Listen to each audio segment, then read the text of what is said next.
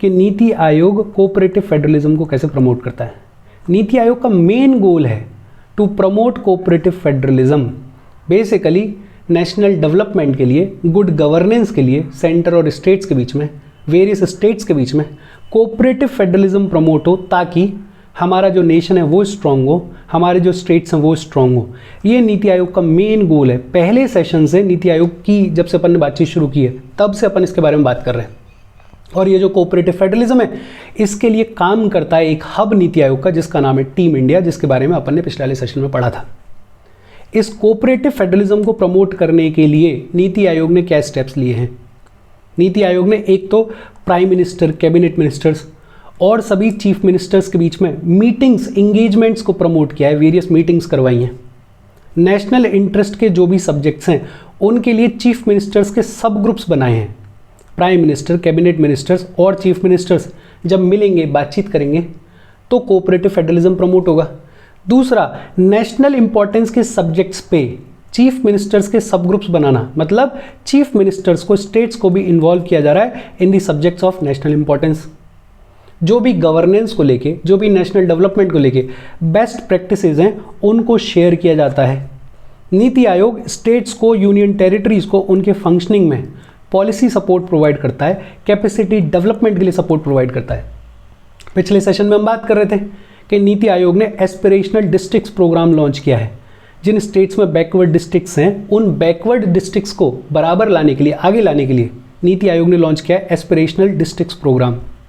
नीति आयोग जो है वो मॉडल लॉज फ्रेम करता है for land leasing and agriculture market reforms.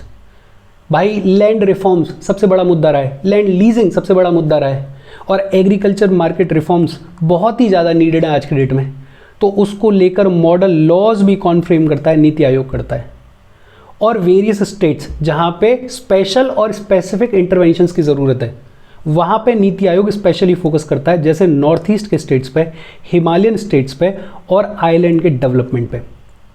और इन वेरियस स्टेप्स के थ्रू नीति आयोग काम कर रहा है कोऑपरेटिव फेडरलिज्म को प्रमोट करने के लिए। NITI Aayog also provides relevant technical advice to the centre, states and union territories. States को, यूनियन टेरिटरीज को, सेंटर को कोई भी टेक्निकल एडवाइस चाहिए तो वो भी कौन प्रोवाइड करता है, नीति आयोग प्रोवाइड करता है। NITI Aayog has also established models and programs for the development of infrastructure and to reignite and establish public-private partnership by establishing center-state partnership model, development support services to states and sustainable action for transforming human capital। 7 programme. ये क्या कहा जा रहा है, basically नीति आयोग ने models establish किए हैं, प्रोग्राम्स इस्टेब्लिश किए हैं जिसके थ्रू इंफ्रास्ट्रक्चर का डेवलपमेंट किया जा सके, प्राइवेट पब्लिक पार्टनरशिप वापस से रीइग्नाइट हो, वापस से सरकार और प्राइवेट सेक्टर एक साथ आए नेशनल डेवलपमेंट के लिए काम करने के लिए। उसके लिए वेरियस स्टेप्स लिए नीति आयोग ने, जैसे centre state partnership model, development support services to the states. 7 programme, इसके बारे में आपने सुना होगा, 2017 में आई थिंक इसको लॉन्च किया गया था।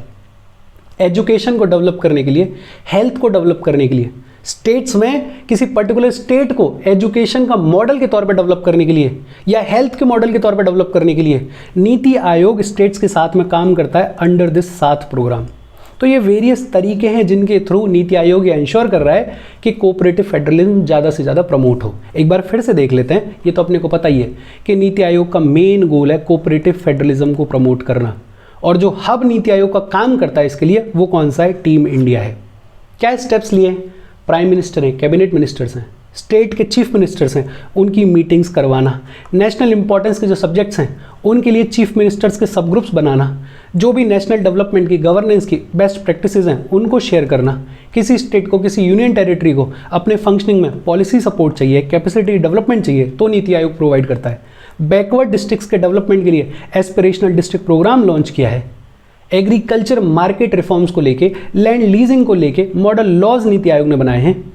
और ऐसे स्टेट्स, ऐसे एरियाज जहां पे स्पेसिफिक इंटरवेंशन की ज़रूरत है, जैसे नॉर्थ ईस्ट, जैसे हिमालयन स्टेट्स, जैसे आइलैंड, वहां पे नीति आयोग स्पेसिफिकली फोकस करता है। नीति आयोग सेंटर को, स्टेट्स को, यूनियन टेरिटरीज को टेक्निकल एडवाइस भी प्रोवाइड करता है। मॉडल्स डेवलप किए हैं, प्रोग्राम्स बनाए हैं ताकि हमारा जो इंफ्रास्ट्रक्चर है वो डेवलप हो सके, पब्लिक प्राइवेट पार्टनरशिप जो है वो दोबारा से स्टैब्लिश हो सके, रीइग्नाइट हो सके।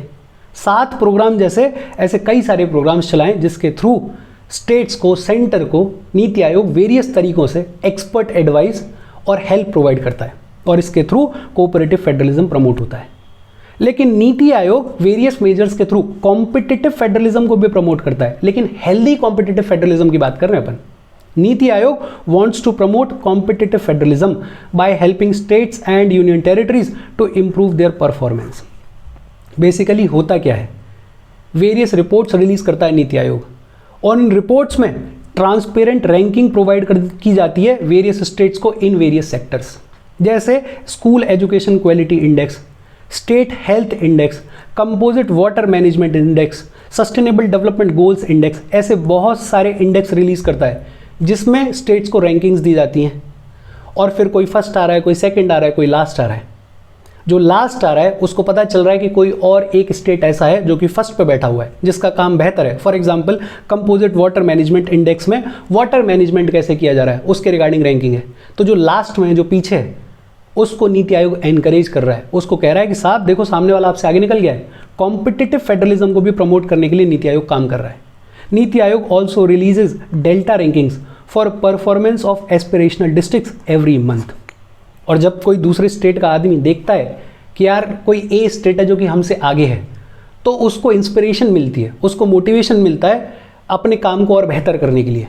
और इसी रैंकिंग के थ्रू, इन्हीं रिपोर्ट्स के थ्रू नीति आयोग जो है वो वेरियस स्टेट्स के बीच में कॉम्पिटिटिव फेडरलिज्म को भी प्रमोट करता है। इसके बाद बात आती है कि नीति आयोग के अटैच्ड ऑफिसेज कौन से हैं। 2 अटैच्ड ऑफिसेज हैं नीति आयोग के। पहला कौन सा है, national institute for labour economics research and development, NILERD, national institute for labour economics research and development. इसका पुराना नाम था institute of applied manpower research, IAMR।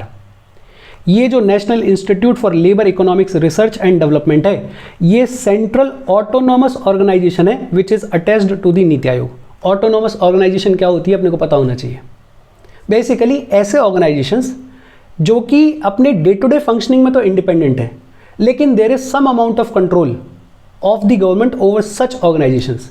मतलब डे टू डे फंक्शनिंग के लिए तो इंडिपेंडेंट है ये, लेकिन हाँ कुछ कंट्रोल गवर्नमेंट का होता है इनके ऊपर। और ये जो NILERD है, ये सेंट्रल ऑटोनॉमस ऑर्गेनाइजेशन है which is attached to the NITI Aayog. इसका प्राइमरी ऑब्जेक्टिव क्या है, ह्यूमन रिसोर्सेज को डेवलप करने के लिए, ह्यूमन कैपिटल की प्लानिंग के लिए रिसर्च करना, डाटा कलेक्शन करना, एजुकेशन प्रोवाइड करना, ट्रेनिंग प्रोवाइड करना। ये बेसिकली ऑब्जेक्टिव है national institute for labour economics research and development.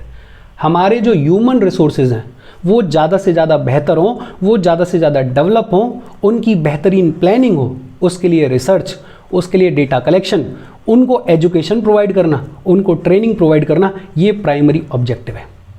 Originally ये IAMR इसको स्टैब्लिश किया गया था 1962 में under the societies registration act of 1860 और प्राइमरी काम वही था जो आज की डेट में काम कर रहा है। IAMR का नाम बदला गया और नाम रखा गया national institute of labour economics research and development. कौन से साल में, 2014 में। NILERD को फंड मिलता है कहाँ से, नीति आयोग से फंड मिलता है। इसके अलावा इसके पास में अपना खुद का रेवेन्यू भी आता है। कहाँ से आएगा revenue, contracted research projects undertake करता है, एजुकेशन प्रोवाइड करता है तो उसके लिए कुछ चार्ज कर लेता है, ट्रेनिंग एक्टिविटीज़ प्रोवाइड करता है, ट्रेनिंग प्रोवाइड करता है तो उसके लिए भी कुछ चार्ज कर लेता है। तो ज़्यादातर पैसा तो इसका आता है नीति आयोग से ग्रांट इन एड के तौर पे, कुछ इसके अपने रेवेन्यू के रिसोर्सेज भी हैं। इस इंस्टीट्यूट का अपना खुद का कैंपस है एट नरेला और नरेला में कैंपस इस्टेब्लिश किया गया था इन 2002। नरेला एक जगह है दिल्ली में और आज की डेट में Narela is a developing urban and institutional hub declared as a special economic zone for knowledge in the national capital region. Special economic zone क्या होता है, please let me know in the comment section. अगर आप UPSC के लिए prepare कर रहे हो तो स्पेशल इकोनॉमिक जोन ये टर्म आए दिन न्यूज़ में रहता है, प्लीज़ लेट मी नो कि ये क्या होता है। अटैच्ड ऑफिस पहला कौन सा है, national institute of labour economics research and development. इसका पुराना नाम क्या था, institute of applied manpower research. ये सेंट्रल ऑटोनॉमस ऑर्गेनाइजेशन है which is attached to the NITI Aayog. इसका प्राइमरी काम क्या है, ह्यूमन रिसोर्सेज को डेवलप करना, ह्यूमन रिसोर्सेज की प्लानिंग करना, उनको रिसर्च, उनका डाटा कलेक्शन, उनको एजुकेशन प्रोवाइड करना, उनको ट्रेनिंग प्रोवाइड करना। IAMR को स्टैब्लिश किया गया था 1962 में under societies registration act of 1860। ये जो IAMR है इसका नाम बदला गया 2014 में। NILERD का जो ज़्यादातर फंड है वो कहाँ से आता है? नीति आयोग से एज ग्रांट इन एड, लेकिन इसके अपने रेवेन्यू के रिसोर्सेज भी हैं। कौन से वो अपन ने देख लिए। इसका कैंपस नरेला में कब स्टैब्लिश किया गया? 2002 में। और जो दूसरा अटैच्ड ऑफिस है वो है development monitoring and evaluation office. Basically कहानी शुरू होती है 1952 से। 1952 में स्टैब्लिश किया गया प्रोग्राम इवेल्युएशन ऑर्गेनाइजेशन को। 1952 में किसको स्टैब्लिश किया गया? प्रोग्राम इवेल्युएशन ऑर्गेनाइजेशन को। सेंट्रल गवर्नमेंट के जितने भी प्रोग्राम्स थे उनका इवेल्युएशन करने के लिए, इंडिपेंडेंटली इवेल्युएशन करने के लिए कि भाई प्रोग्राम सही तरीके से फंक्शन कर रहा है या नहीं कर रहा है, कहीं पैसे की वेस्टेज तो नहीं हो रही है, वो सब चेक करने के लिए, इवेल्युएशन करने के लिए 1952 में स्टैब्लिश किया गया प्रोग्राम इवेल्युएशन ऑर्गेनाइजेशन को। फिर 2010 में इंडिपेंडेंट इवेल्युएशन ऑफिस को भी स्टैब्लिश कर दिया गया। मतलब ये जो इवेल्युएशन किया जा रहा था सेंट्रल गवर्नमेंट फंडेड प्रोग्राम्स का, उसमें थोड़ी और फंक्शनल ऑटोनॉमी प्रोवाइड करते हुए 2010 में इंडिपेंडेंट इवेल्युएशन ऑफिस को स्टैब्लिश कर दिया गया।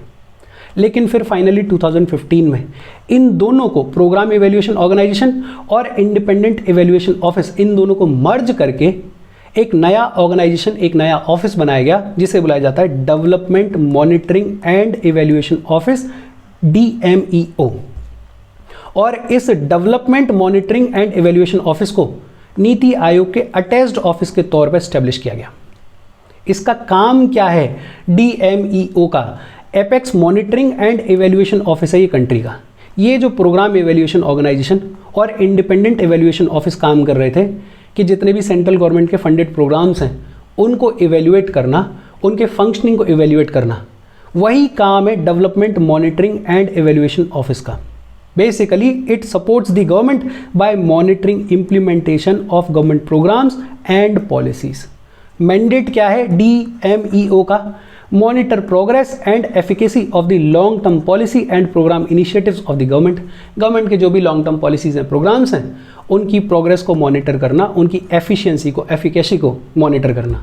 And monitoring the implementation of policies and programmes. जो भी गवर्नमेंट के पॉलिसीज हैं, प्रोग्राम्स हैं, उनके इम्प्लीमेंटेशन के प्रोसेस को, प्रोग्रेस को मॉनिटर करना। हेडक्वार्टर्स कहाँ हैं इसके? हेडक्वार्टर्स हैं नीति आयोग के बिल्डिंग में जो कि न्यू दिल्ली में है। 2017 तक DMEO के 15 रीजनल ऑफिसेज भी हुआ करते थे जिन्हें बुलाया जाता था regional development monitoring and evaluation offices. और ये जो regional development monitoring and evaluation offices हुआ करते थे ये फील्ड सर्वेस कंडक्ट किया करते थे, ये डाटा कलेक्शन किया करते थे और उस डाटा कलेक्शन के बेसिस पर, फील्ड सर्विसेज के बेसिस पे इवेल्युएशन किया जाता था और इवेल्युएशन के बेसिस पे कोऑपरेटिव फेडरलिज्म को प्रमोट करने के लिए स्टेप्स लिए जाते थे। लेकिन इन regional development monitoring and evaluation offices को 2017 में क्लोज कर दिया गया और इसका जो स्टाफ है उसको ट्रांसफ़र कर दिया गया हेडक्वार्टर्स में, मतलब नीति आयोग न्यू दिल्ली को ट्रांसफ़र कर दिया गया। बेसिकली अपन क्या कह रहे हैं, दो अटैच्ड ऑफिसेज हैं। एक का नाम क्या है? National institute of labour economics research and development, जिसको कि पहले बुलाया जाता था institute of applied manpower research. और ये जो IAMR है इसको स्टैब्लिश किया गया था 1962 में under societies registration act of 1860। और दूसरा है development monitoring and evaluation office. कब स्टैब्लिश किया गया इसको? 2015 में। प्रोग्राम इवेल्युएशन ऑर्गेनाइजेशन और इंडिपेंडेंट इवेल्युएशन ऑफिस, इन दोनों को मर्ज करके स्टैब्लिश किया गया development monitoring and evaluation office को as an attached office of NITI Aayog इन 2015। और इसका भी काम क्या है? गवर्नमेंट के जितने भी प्रोग्राम्स हैं, जितने भी पॉलिसीज़ हैं, उनको मॉनिटर करना, उनको इवेल्युएट करना। हेडक्वार्टर कहाँ पर है? Development for monitoring and evaluation office का नीति आयोग न्यू दिल्ली, जो नीति आयोग की बिल्डिंग है न्यू दिल्ली में, उसी में DMEO का हेडक्वार्टर है। और 2017 तक इसके 15 रीजनल ऑफिसेज भी हुआ करते थे, बट अब इनको क्लोज कर दिया गया है। और इसके साथ आज की अपनी बातचीत खत्म हो गई। कोई डाउट हो तो please comment. Thank you very much.